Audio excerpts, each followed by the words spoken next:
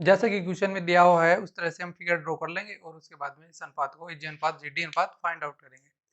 सबसे पहले हम फिगर ड्रॉ करते हैं एबीसी का, ट्राइंगल एबीसी का। ये ट्राइंगल एबीसी हो गया, एबीसी। ये ए साइड हो गई, ये बी पॉइंट होगा, ये सी पॉइंट होगा। अब हमारे को क्वेश्चन में दिया हुआ है कि डी कोई पॉइंट है बीसी भुजा पे, जो बीसी का मध्य बिंदु है, तो हम ए डी लाइन ड्रॉ कर देंगे। ये ए डी हो गई। और एसी भुजा पे ई कोई बिंदु दिया हुआ है जो एसी भुजा को 2:1 में विभाजित करता है। ये ई बिंदु हो गया, ये डी बिंदु हो गया। अब क्वेश्चन में दिया हुआ है कि ए ई और बी सी जिस बिंदु पे मिल ए डी और बी ई जिस बिंदु पे मिलते हैं उस बिंदु क्वेश्चन जी बोल रखा है, जैसे हमने क्वेश्चन में देख लिया। तो हमारे को क्या बताना है, हमारे को बताना है ए जी अनुपात जी डी का मान। सी ई बराबर दिया हुआ है ए सी बटा 3। तो ये यदि 1 है, या y मान लो इसको, तो ये 2y हो गया। ये यदि x है, ये 2x होगा, ये इसका मध्य बिंदु है। अब ऐसे सवालों को सोल्व करने के लिए हमारे को जहां भी जन त्रिभुज के सवाल में या ज्योमेट्री के सवाल में जहां भी हमारे को अनुपात निकालना होता है, वहां पे या तो सीधे कोई प्रॉपर्टी लग जाती है। यदि सीधी कोई प्रॉपर्टी नहीं लग पाती है तो हम वहां पे क्या करते हैं, सिमिलरिटी फाइंड आउट करने की कोशिश करते हैं। सिमिलरिटी के कॉन्सेप्ट में हमारे को कोई भी दो त्रिभुजों को एक दूसरे के समरूप करना पड़ता है। तो समरूप करने के लिए या तो हम कोण से करें या कोण भुजा कोण से करें। तो यहाँ हमें भुजा का तो कहीं पे दिख रहा नहीं है समानुपात होते हुए, तो हम कोण के लिए करने की कोशिश करते हैं। अब हमारे को त्रिभुज की एक प्रॉपर्टी पता है कि जैसे कि किसी ये कोई त्रिभुज है। अब इस त्रिभुज में इस भुजा के मध्य बिंदु से इस भुजा के समांतर में कोई रेखा खींचता हूं, तो इस रेखा को मध्य बिंदु पे मिलते हैं, ये दोनों बराबर होंगे यदि ये दोनों बराबर हैं। यदि यहां से मैं इस रेखा के समांतर कोई रेखा खींचता हूं, तो ये दोनों भी आपस में बराबर होंगी। उसी प्रकार यहां से यदि यहाँ पे मिलाता हूं, तो ये तो बराबर है ही पहले से। इसी कॉन्सेप्ट का यूज लेते हैं हम। यहाँ पे एक लाइन ड्रॉ करेंगे और उस लाइन से इस डी बिंदु से बी भुजा के समांतर में एक रेखा खींचूंगा। ये इसी भुजा को किसी एम बिंदु पे काटते हैं, हम ऐसा मान लेते हैं।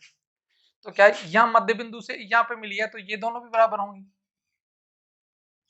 अब ये बराबर हैं, ये यहाँ से यहाँ तक y है, तो यहाँ से यहाँ तक हो जाएगा y/2, और यहाँ से यहाँ तक भी हो जाएगा y/2। अब हमारे को क्या निकालना है, त्रिभुज। अब हमारे को क्या दिख रहा है, AG अनुपात GD निकालना है। अब AG अनुपात GD ये तो एक चतुर्भुज है और ये एक त्रिभुज है, तो इसमें तो सीधा अनुपात हम फाइंड आउट कर नहीं सकते हैं। तो हम क्या करेंगे, दो त्रिभुजों में, त्रिभुज AGE और त्रिभुज ADM में समानता या समरूपता हम इसमें देखने की कोशिश करेंगे। तो हमारे को पता है कि जैसे ये कोई दो समांतर रेखाएं हैं, इनको यदि कोई तिर्यक रेखा आपस में काटती है, तो ये दोनों कोण संगत कोण होते हैं और इनका मान हमेशा बराबर होता है। तो इसी कॉन्सेप्ट का यूज लेते हुए हम देखेंगे त्रिभुज ADE, ADM और त्रिभुज AGE में एंगल जी बराबर किसके हो जाएगा, एंगल डी के संगत कोण। उसी प्रकार एंगल ई किसके, एंगल एम के, एंगल ए के। तो इस प्रकार हम कह सकते हैं कि त्रिभुज ए जी ई समरूप है किसके, ए डी एम के। तो ए जी ये वाली भुजा, ये वाली भुजा इस वाली भुजा के, उसी प्रकार ए ई और ए एम एक दूसरे के समानुपाती हो जाएंगे।